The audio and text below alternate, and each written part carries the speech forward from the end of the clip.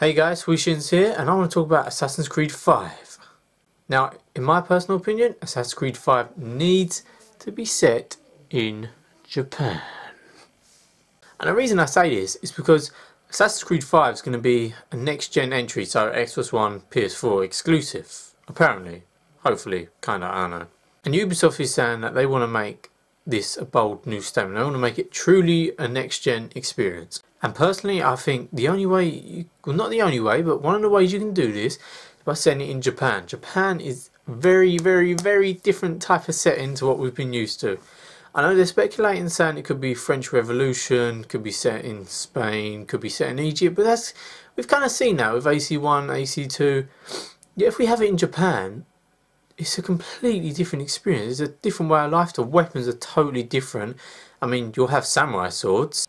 But yeah, as I was saying, the weapons will be different, the locations, like the building height, for example, that's completely different. I think what Ubisoft is scared of doing with Japan, because they've said before they don't really want to do that setting.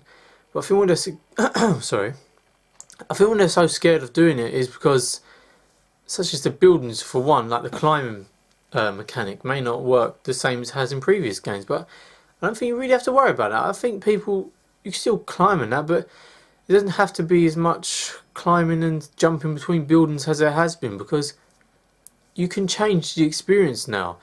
There's nothing wrong with trying something new. Like in Japan, in Japan it was known, like with ninjas and stuff, like high officials and stuff, like the wooden floor, I don't know what you call it, but you know, it's around the house thing, and they'd make it squeaky on purpose so that if an assassin was trying to sneak up, it was extremely hard to do this. So why not focus more on stealth, like stealth sneaking, because we're assassins, supposed to be kind of like ninja badass, yet we still haven't really got a sneaking mechanic yet. And I do think you need to incorporate that soon, because assassins. And the fighting style doesn't have to be the same this time. If we're using katanas now, we can change it completely. It didn't, because they've all sort of fought the same all throughout. How many games have been now? It's 1, 2, Brotherhood, Revelations, 3. So there's been 6 games now. Oh, shut up. So, and the fighting style's been all kind of the same, but samurai fighting style is completely different to how, you know, all of Europe fought, or America with swords and stuff. And I think you need to change the fighting mechanics a bit. One thing, I don't know if it bothers other people, but it kind of bothers me. It's not a bad thing in general, per se, but when it's about like 100 guards, and I know all I've got to do is counter attack, it's easy. I don't want enemy types where I think, this enemy I have to break his defense, kill him. This enemy you have to counter, kill him. This enemy you have to whack him a few times to break his guard, and, you know, or shoot, or just wait for them to do a certain thing because they're like archetype enemies. It's like, it's kind of boring. I don't want to be able to take on about 1,000 different guys all at once, because that sort of ruins the whole running away mechanic for me, when you can run and hide and stuff. Like, I always feel there's no need for that. I'll just kill the guys, because I think that's a lot simpler, instead of me running, jumping in a haystack, hoping they don't bloody prod around in it and have to run away again. So, why not make it that the enemies are a lot tougher? Like, I don't think people will mind that. I think that'll be a good thing. Like, make me feel like I can't take on 10 of these guys. Make me feel like, shit, I better run. I better be cautious on how I assassinate this guy. I've got to use my weapons carefully now. Because a lot of weapons you don't even need to use. You can just use the swords, even the hidden blades, and you'll get through the game fine. Even though I say Assassin's Creed 4 done this really kind of well, with the ship they did it well, but with upgrading your own weapons, I didn't really ever upgrade them. You don't really need to be honest, because when you counter, it's like a one-hit kill, and that's my problem. Why not? I'm not saying get rid of the counter system, it's a good system, but I think it needs refining. But why not make it so you do need like new weapons and stuff to get ahead? Otherwise it just becomes more and more tough. Not where the enemy's just got ridiculous health, because I always find that stupid when I slash someone around the head and they're just like, ow, 1% health down. It's ridiculous, they should die. But make it so with different swords you actually do feel faster, swift, a bit cleaner. Like, let us up. Maybe like RPG style, like upgrade our abilities. So if we use swords more, like, you see their actions become more refined, a bit more styled, bit more swifter, you know, and like at first having more clumsy, you know, so the cut doesn't go fully through. Samurai swords, although they're really sharp, you can't cut through a whole body without knowing how to do that with practice. So have it like we could cut a bit, but not until later on when you upgrade and you can like cut people in half. Have a bit of Gorses and cut people's arms off. That'd be pretty badass. And you could have a variety of weapons. There could be like pole arms. Still, I don't know if they had axes in Japan, but I don't know. But you could have like dual wield katanas. And I know they had samurais when they attended like, was it ceremony tea meeting thingies? I don't know. But they wasn't allowed their weapons. So what they'd carry, I'll just get a pen to try and demonstrate this. But it was kind of something smaller than this, and it'd be on their palm, on like a circular metal thing, and you could hide it under. They had massive sleeves, so you could hide it there. And if anything ever did break out, you'd have this little, it's basically like a little metal rod thing, and you could clench your fist, and it'd be like that, kind of like a hidden blade in a way. And then you'd get into a fist fight and punch up and that, and yeah, that's pretty cool. Yeah, you could introduce martial arts, like Japan, and that's really well known for it.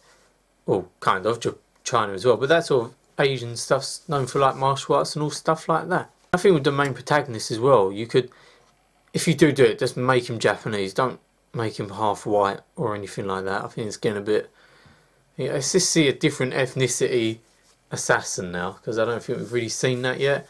But even the stories you can explore in Japan is so much different to what we've already had. You can do so much. But with the story, please don't make it, because one thing I want, why can't we have a guy who, maybe you could do, it's like a choices sort of thing, where you could do choices which resemble Templar side actions, resemble assassin side actions. But the assassins would not always be good. Come on, it's like, I'm not just saying, it's like the army in that, you think about that. Not every single person in that army is a saint.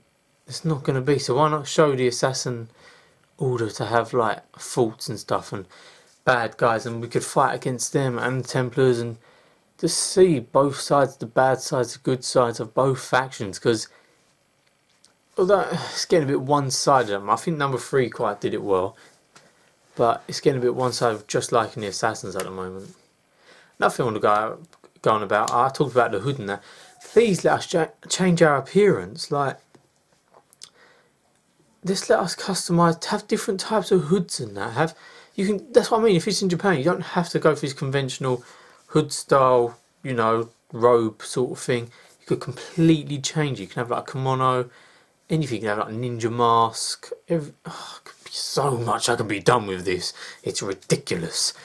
Let us customise it, not just colours and that. I think, you know, number 4 did do where you get like a brown leather coat and that, but I mean proper customised, like our gauntlets, our boots, like if we want a bit of a cape, because I think that's what we want. Like, we want to be able to make feel like this is our assassin, and also have things like armour, different types of armour. I hate how, I don't hate it, but when there's always just one set of armour, like basically get further in the story, oh, there's a better armour, I'll buy that now. Why not give us choice? So this armour's good against pole arms, which are like long range spear things. This armour's, because like chainmail, for example, samurai sword can't cut through it, so you could have like chainmail on that sword, or like it's weak against stabbing, stuff like that. I think we just need a bit more diversity, because the players are not dumb. Come on, like, let's make even climbing a bit harder, like not just having to hold RT or whatever you're playing on the back button just to climb up things. Make it a bit of skill, because I feel more rewarded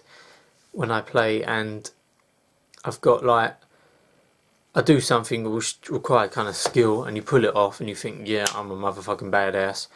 Instead of just holding down the button and killing everything, it's just a bit, it grows boring. And I think another thing we kind of need is like a love interest, to be honest, because I don't know, we always see assassins going through life. Like, I think Ezio was like fucking 60 something before you even had a kid.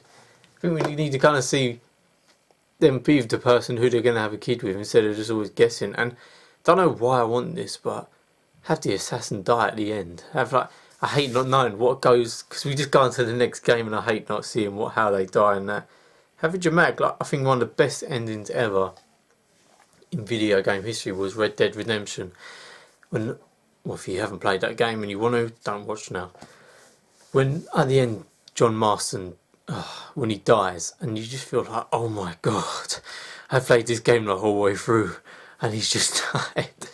But it just, the emotions like volcanic. Just like a conclusive, solid ending. So we don't have to think, oh, what's he do next and that. Not always, because come on, the assassins cannot always beat the Templars every fucking century. Because then, how is Abstergo so big now in the current day?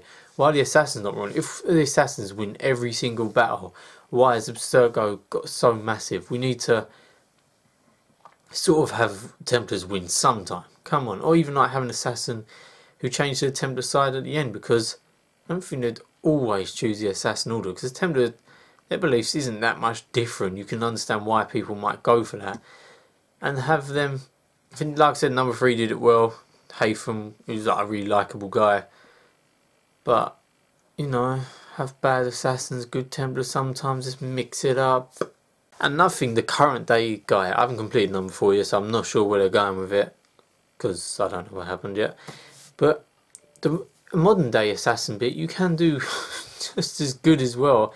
Number 3, I thought, did it really well when you're running through the, what do you call it, train station and that. It doesn't have to be where you kill people with guns and all that, just have it low key or something, like running away through crowds and that, escaping buildings or whatnot. Doesn't have to be exactly like the assassins doing it in the Animus. It can be something a bit different. So, you know, so you got the modern day bit and the past bit, instead of playing the same thing with like basically different skins. But yes, for some reason I didn't really write it down. I was kind of improvising here, so there's a lot of points I probably could have made and I didn't make. But come on, this is getting a bit pathetic now. We all know it should be set in Japan. Ubisoft set it in Japan because any other setting practically is exactly the same as what we've already had. It can't really offer anything different to what has already happened. But Japan can. It's a completely different. You can even look at it now. It's different culture to how Western culture is. It's everything. The weapons, clothing, the scenery, you know, lifestyle. Even the look of people, you know, it's just different. Like, and if it's your next gen entry and you want to make a statement and sort of even try something new with Assassin's Creed to stop series fatigue, this is your chance to do it. Japan just opens up a complete new way for you. So, make in Japan.